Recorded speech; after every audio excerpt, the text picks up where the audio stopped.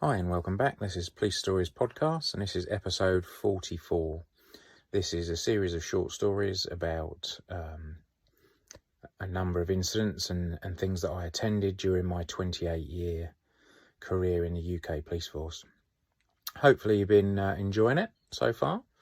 As suspected, we've gone quite significantly over 5,000 downloads now in total, which I'm very, very pleased with, so thank you for that.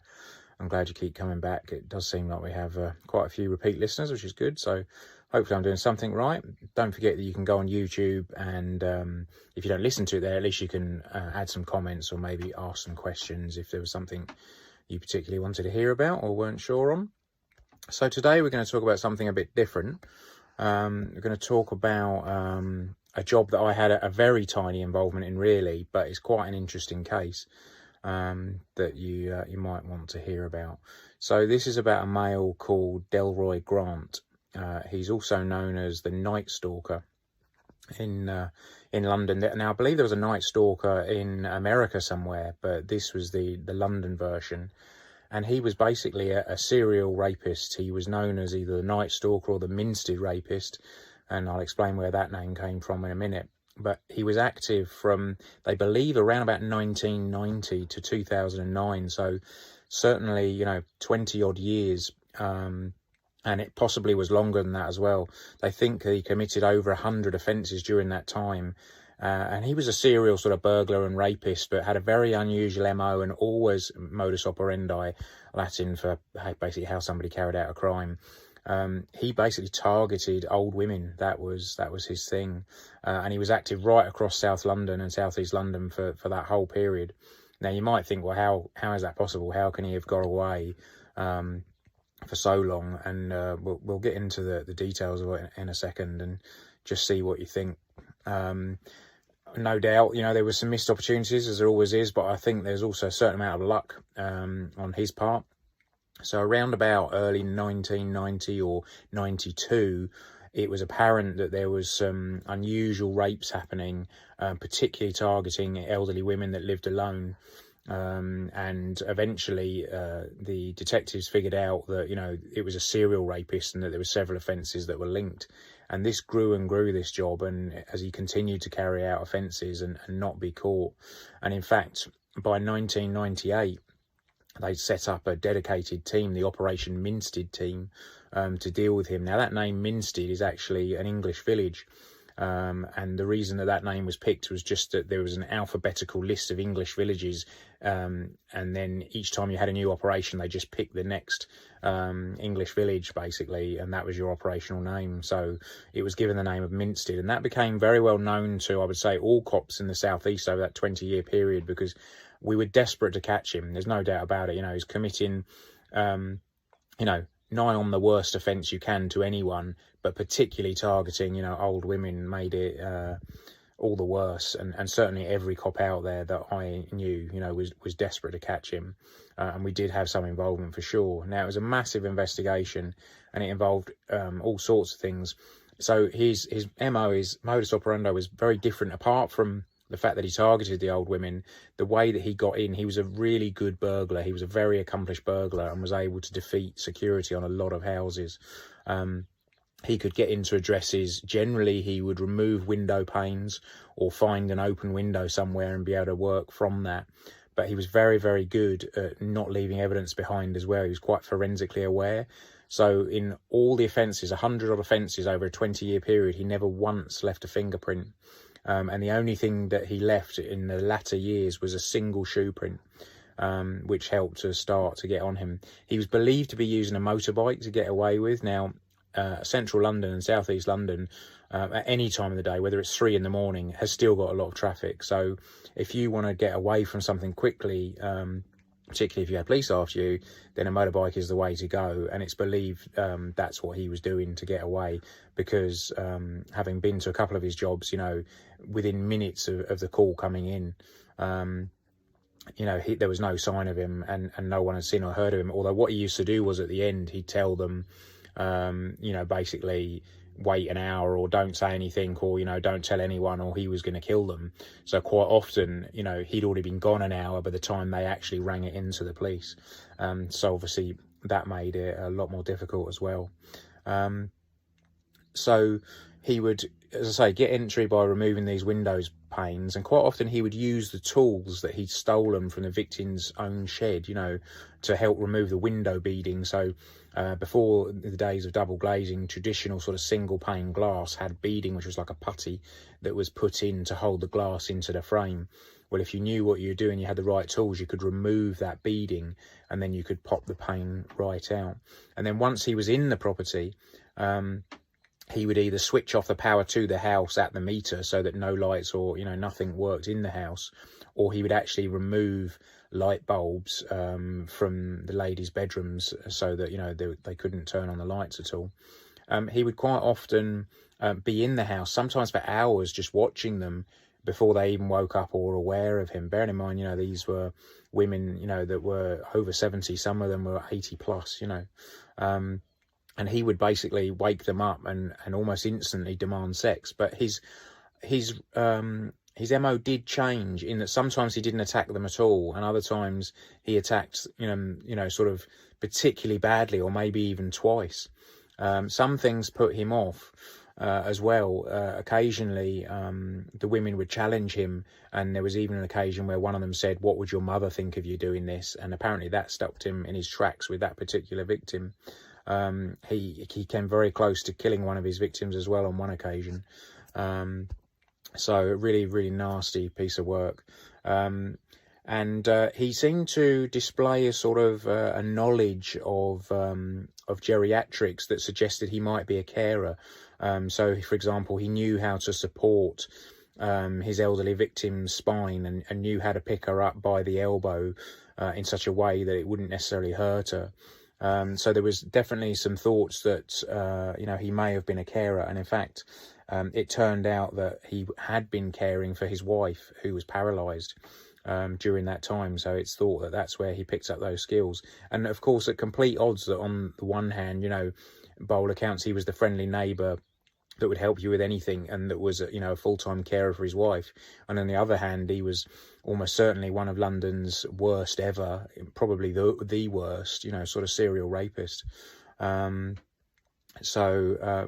Yeah, really, really nasty guy. And the feeling was that he was ashamed of his actions, because also there was big gaps in between his offending, which they could never really identify why. So sometimes it would be months and months in between attacks. It would change quite a bit. Now he often took money, but only small amounts in terms of cash. But he also took credit cards and would then basically threaten the women until they revealed their PIN numbers to him.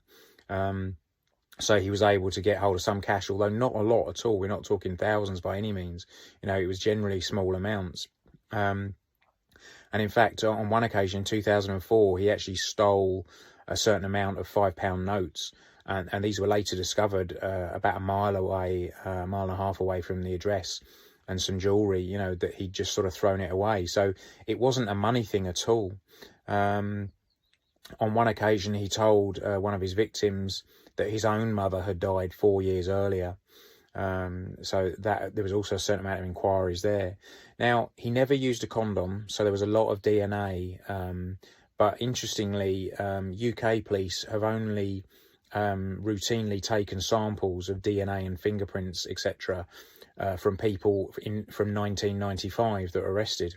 So initially, DNA, although obviously fantastic tool, if the person wasn't on the DNA register, so therefore they'd never been in trouble with the police before and their DNA had never been recorded, as in this case with Delroy, we had all his DNA. We had loads and loads of DNA hits. Every time he committed an offence, he left DNA behind.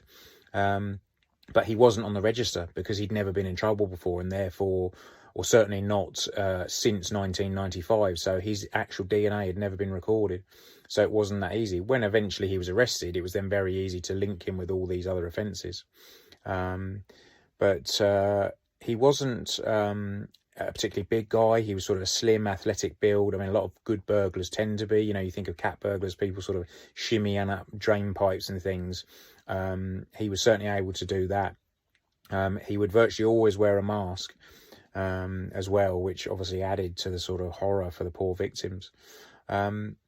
So when they got hold in 2002, they got hold of this this footprint from this particular trainer. And also, because we had so much DNA, there was a bit of a controversial turn to the investigation around about this time. And what they had was they did some advanced DNA techniques, and they managed to narrow down the fact that he was Afro-Caribbean. And they even identified the specific islands that he could have come from. And I think they got it down to about something like 6 different islands in the Caribbean that he may have come from. So they actively put out an appeal then to the public to come forward so that men of Afro-Caribbean descent would give their DNA so that they could be ruled out. Because obviously at this point there was something like 21,000 possible suspects that fitted the profile. So they were desperate to get that figure down and get that number lower. So they started hand delivering letters out to black men in South London asking for this voluntary DNA. And you can imagine a lot of people were quite suspicious because they were told that once we've checked you and you've been ruled out, your DNA will be destroyed and never used again. And that did happen, but you know, people were understandably perhaps a little bit reticent to do that. So a certain amount of men did come forward. I think there was something like 100, 150 that refused to provide samples, saying that, you know, it was breaching their human rights. Of course, it's always a difficult one because in some respects it seems perfectly reasonable to go, I'm not happy with this, I'm not giving my DNA. But on the other hand, does it make you think that, well, this could be one of our suspects? It's a difficult one. And certainly some of the sort of civil liberties type people and papers weren't very happy. Some of the members of parliament got involved as well and questioned the tactic. And in the end, through the people coming forward and giving DNA, they were able to reduce those suspects from 21,000 down to 1,000. So it was certainly a step forward, but you know, it took a massive amount of work to try and, you know, get that number down. So the next stage was they had this big team set up, this Upminstead team that were based out of Lewisham in South London, and they knew all the areas. One area that featured heavily was a place called Shirley in Croydon, and that's quite a well-to-do area. This is where a lot of the victims were, but they were in quite a big area. I'm sure if you go online you can see the map of where he committed his offences. So the way they caught him in the end ultimately was they carried out surveillance in an area, and they were basically desperate, you know, to stop people that were potential suspects and really just trying to cover as many areas and as many bases as they could. And also the second they were getting reports in that an offence had happened, the team would race there in an effort to try and catch this person. But he finally got caught because he'd managed to get hold of a credit card and some debit cards from one of his victims. And then he would invariably go to a cash point machine to withdraw cash.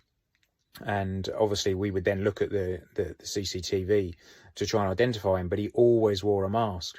But one clever officer that was viewing this realised that there was reflections of a bus in a shop window at the same time as this person with the mask on that was withdrawing money. Now, the thing with the buses are in London and probably in a lot of towns, I'm sure, there's really, really good CCTV on them. And they not only does it sort of look out to the front, it looks to the rear, it looks within the bus, it looks out to the sides.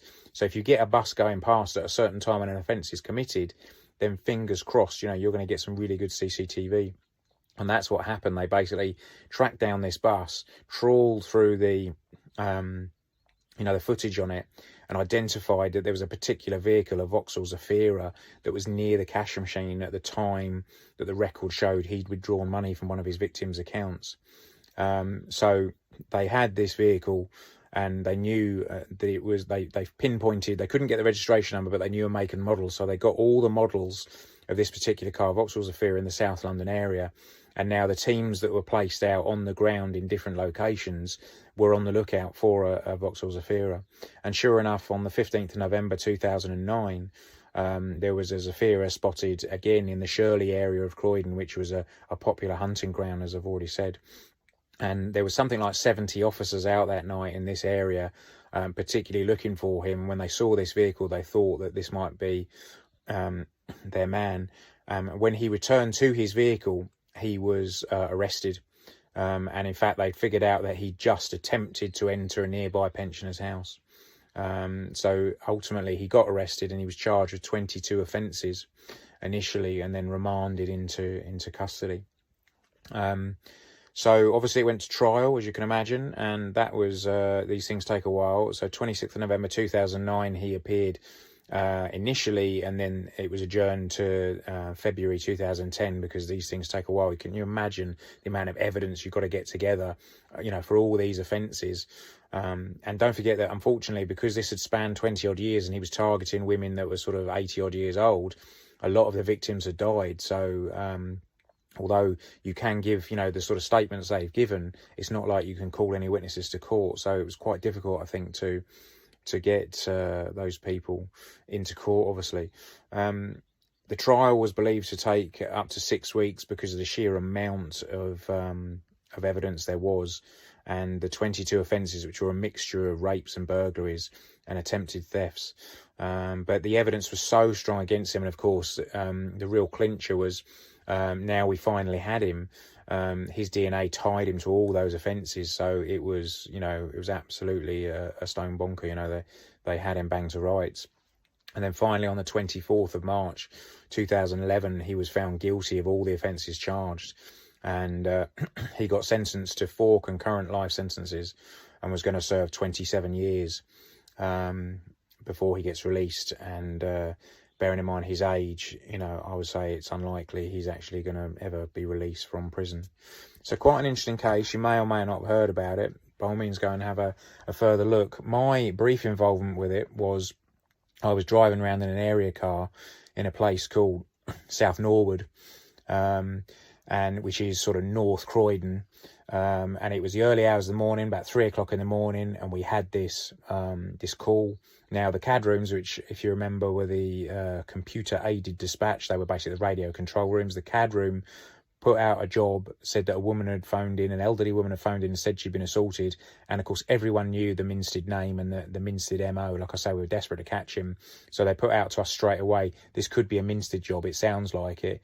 We weren't that far away, so we went absolutely hammering up there. I mean, I gave the car everything it had because we so wanted to get there.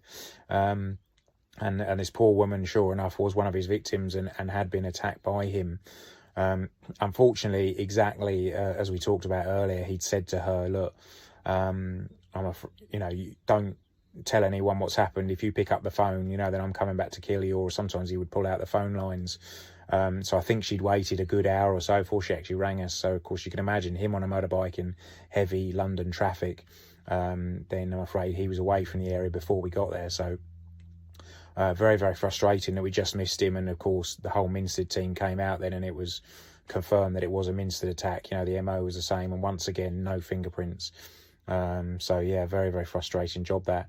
And then about a week later, I found myself on another sort of late shift going into sort of 2-3 in the morning, and almost identical thing came in, and it was only about 3 streets away from where this previous one had happened. Now, you might think, well, how can that happen? Why was the area not flooded? But don't forget that geographically, the area he was covering, there just wasn't enough cops, in the Met, quite frankly, to cover the sort of 20 or 30 different locations that he regularly frequented. And you never knew, obviously, where he was going to hit. You could hedge your bets, and certainly where he carried out his attack on the second night, we'd probably been down that road at least 3 times that night. But you can imagine that if he's already in an address that's now in darkness and it's 3 o'clock in the morning, there's nothing outwardly to see, on the street. So you're reliant on the person ringing in, or you see someone on the street. But don't forget, the only description we had was, a male who was black, and I think he was anything from, I think it was 25 to 40. So it's a huge amount of the population in London. You would need some reasonably good grounds to start stopping and searching everyone like that, and just being in the area probably isn't enough. So, yeah, frustratingly, we've been down this street several times that night, and that subsequently this call came into. So exactly the same scenario. We went hammering up there straight away. They realised this is probably another Minstead. And I was thinking, wow, this is only a week ago. We had one here before. But, of course, what they did was then absolutely threw loads of officers at it for the next week or two. And he did nothing then for, over a month, and then appeared on the other side of London. And like I say, how can you cover all that area all the time? There's definitely a certain amount of luck element involved for both him and the police in terms of actually catching him. So it's a really difficult one, but exactly the same scenario. I met the women on both occasions, and as the first officer there, and had a chat with them. And I have to say, although they'd been horrendously treated, they were both, very sort of stoic about it, and stiff upper lip. And ultimately statements were taken from them. I've been to quite a few rape victims, and you get, much like, with other things, you get every sort of response from sort of, absolutely, in bits, floods of tears, can hardly form words or anything like that, to the total other end of the scale where they're completely numb, and they barely talk, and they're in utter shock, you can imagine. But these two women that I spoke to, both of them, if you hadn't known what happened to them, you kind of wouldn't pick it up. What they were telling you just seemed incredible in a terrible way, tiny involvement from my point of view. As I say, every cop in London wanted to catch him. Eventually got hold of him, as we've just explained, but it just shows that how long these things can go on for. So I think we'll call it a day there. It's a bit of a shorter one this week, but I think we'll just keep that as one episode for the Night Stalker, Delroy Grant. Yeah, have a look online. Quite an interesting case. Okay, thanks for listening. Take it easy. Speak to you again soon. Cheers. Bye.